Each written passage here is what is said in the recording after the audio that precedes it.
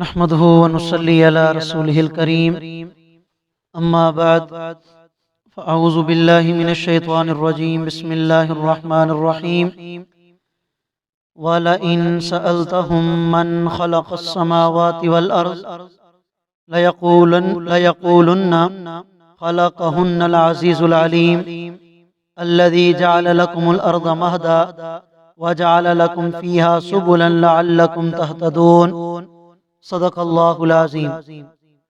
سورۃ الزخرف کی آیت نمبر 9 اور 10 آپ حضرات کے سامنے تلاوت کی ہیں۔ آیات کریمہ کا ترجمہ یہ ہے، اللہ رب العالمین ارشاد فرما رہے ہیں، میرا پیغمبر اگر آپ ان مکہ کے مشرکوں سے سوال کریں کہ زمین و آسمان کو کس نے پیدا کیا ہے، تو یقیناً جواب میں کہیں گے کہ ان کو ایسی ذات نے پیدا کیا ہے جس کا اقتدار کامل ہے اور جو سب کچھ جانتی ہے۔ الذی وہ ذات کہ جس نے تمہارے لیے زمین کو بچھونا بنا دیا، وجعل لکم فیہا سبلا اور اس زمین میں تمہارے لیے راستے بنائے، لعلکم تہتدون تاکہ تم اپنی منزل تک پہنچ سکو۔ اس سے ماقبل آیات کریمہ میں آپ حضرات کے سامنے یہ بات ذکر کی تھی کہ چونکہ یہ مکی صورت ہے تو اس میں دین اسلام کا جو بنیادی عقیدہ ہے، عقیدہ توحید، اس کا ذکر کیا جائے گا اور اس کے مد مقابل شرک کی تردید کی جائے گی۔ آج جو آیت کریمہ آپ حضرات کے سامنے تلاوت کی ہے، اس میں اللہ رب العالمین نبی کریم صلی اللہ علیہ وسلم کو یہ حکم ارشاد فرما رہے ہیں کہ میرا پیغمبر آپ ان مشرکوں سے پوچھیں کہ زمین و آسمان کو کس نے پیدا کیا ہے۔ تو یہ مشرک لوگ بھی اس بات کو مانتے ہیں کہ زمین و آسمان کو پیدا کرنے والی ذات وہ اللہ کی ذات ہے۔ تو پھر ان سے پوچھا جائے کہ جب زمین و آسمان کو بنایا اللہ نے، یہ نظام اللہ تعالیٰ چلا رہے ہیں، تو پھر اللہ تعالیٰ کی جب عبادت کی بات آتی ہے تو تم عبادت میں دوسروں کو شریک کیوں کرتے ہو؟ اسی کا ذکر کیا جا رہا ہے۔ تو وہ جواب میں کہیں گے کہ ان کو اللہ نے پیدا کیا ہے اور اللہ تعالیٰ کی ذات ایسی ذات ہے، العزیز جو غالب ہے، جس کا اقتدار کامل ہے، العلیم جو سب کچھ جانتا ہے۔ عقیدہ یہ رکھتے ہیں کہ شرک جائز ہے، اور ادھر سے یہ بھی کہتے ہیں کہ اللہ غالب ہے، سب کچھ جاننے والا ہے۔ جب اللہ تعالیٰ سب کچھ جاننے والے ہیں تو پھر تمہیں اس طرح کے شرک میں پڑنے کی کیا ضرورت ہے؟ جب اللہ کو معلوم ہے تو قیامت کا دن آئے گا تو اللہ تعالیٰ تم سے سوال و جواب بھی فرمائیں گے۔ الذی آگے اللہ تعالیٰ کی مزید قدرت کی نشانیاں اور صفات کا ذکر کیا جا رہا ہے۔ فرمایا کہ اللہ تعالیٰ تو وہ ذات ہیں کہ جنہوں نے تمہارے لیے زمین کو بچھونا بنا دیا اور تمہارے لیے زمین میں راستے بنائے تاکہ تم منزل مقصود تک اپنے آپ کو پہنچا سکو۔ اور یہ حقیقت ہے کہ یہ راستے، یہ جو روڈ بنے ہوئے ہیں، سڑکیں بنی ہوئی ہیں، اور یہ مختلف ممالک کی طرف کبھی دریائی راستے، ہوائی راستے، یہ جتنے بھی راستے اللہ تعالیٰ نے انسان کو عقل عطا کی اور اس عقل سے یہ راستے بنائے گئے، تو اس کے پیچھے حقیقت کس کی؟ اللہ تعالیٰ۔ اللہ نے عقل دی، اسی عقل کے ذریعے سے یہ راستے بنائے گئے تاکہ ایک انسان ایک جگہ سے دوسری جگہ آسانی کے ساتھ جا سکے۔ والذی اللہ تعالیٰ وہ ذات ہیں، نزل من السماء ماء بقدر کہ جنہوں نے آسمان سے پانی اتارا اندازے کے ساتھ۔ اگر اللہ تعالیٰ بادلوں کو حکم دے دیتے کہ برسو پوری زمین پر، تو ظاہر سی بات ہے سیلاب کی شکل اختیار کر لیتا اور اہل ایمان کو، انسانوں کو نقصان پہنچتا۔ جہاں جتنی ضرورت ہوتی ہے اللہ تعالیٰ اندازے کے ساتھ پانی کو برساتے ہیں۔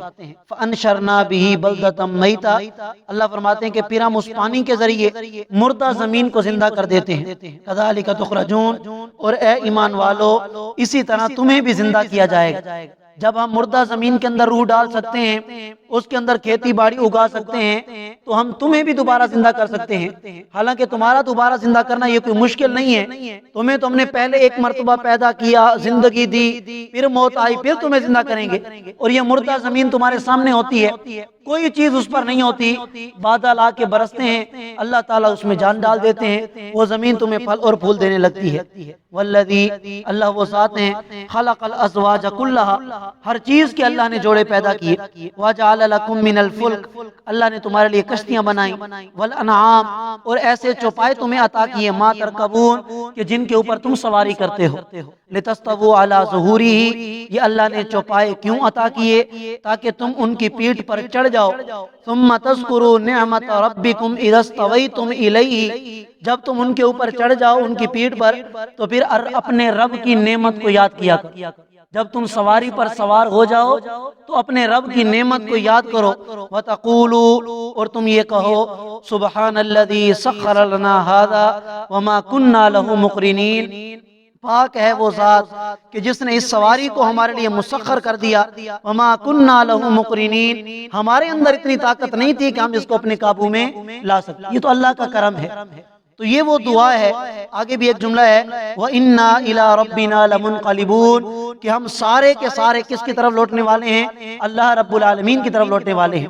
یہ جب آدمی کسی سواری پر سوار ہوتا ہے تو اس مسنون دعا یہ ہے کہ سواری پر سوار ہونے کے بعد یہ دعا ضرور پڑھے، اور اس دعا میں اللہ تعالیٰ نے دو باتیں ذکر فرمائی ہیں۔ پہلی بات کہ اللہ کا شکر ادا کرنا چاہیے کہ اللہ تعالیٰ نے مجھے یہ سواری عطا فرمائی، گاڑی ہے، موٹر سائیکل ہے، گھوڑا ہے، جو بھی سواری ہے، شکر ادا کرنا چاہیے کہ اللہ میں تو اس کا بھی مستحق نہیں تھا، آپ نے اپنے فضل سے یہ سواری مجھے عطا کی ہے، میرے اندر کیا طاقت تھی کہ میں اس کو اپنے قابو میں کر سکتا یا میں اس کو خرید سکتا، میرے پاس اتنے کہاں تھے؟ یہ سب آپ کا فضل اور کرم ہے کہ آپ نے مجھے یہ عطا کر دیا۔